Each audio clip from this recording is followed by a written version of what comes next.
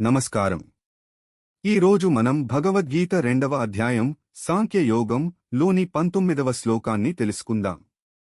శ్లోకం: య ఏనం వ్యక్తి హంతారం యశ్చేనం మన్యతే హతం ఉభౌ తో న విజానీతో నాయం హంతి న హన్యతే. సులభ భావం. శ్రీకృష్ణుడు ఇలా అన్నాడు: ఎవరైనా ఆత్మను చంపగలడని భావించినా లేదా ఆత్మ చనిపోయిందని అనుకున్నా ఆ ఇద్దరూ సత్యాన్ని తెలియనివారే. ఆత్మ ఎవరినీ చంపదు, ఆత్మను ఎవరూ చంపలేరు.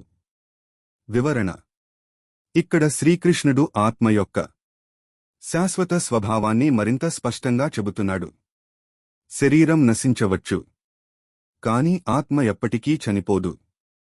ఆత్మకు జననం లేదు, మరణం కూడా లేదు. జీవిత సందేశం: మన అసలు స్వరూపం శరీరం కాదు, మనం శాశ్వతమైన ఆత్మ. ఈ సత్యాన్ని తెలుసుకున్నప్పుడు మరణం మీద భయం తగ్గిపోతుంది. ఈ శ్లోకం మనకు చెబుతోంది, ఆత్మను ఎవరూ చంపలేరు, ఆత్మ ఎప్పటికీ నశించదు. ఇలాంటి గీతా శ్లోకాల సులభ భావం తెలుసుకోవాలంటే మా ఛానల్ను సబ్స్క్రైబ్ చేయండి. వీడియో నచ్చితే లైక్ షేర్ చేయండి. ధన్యవాదాలు.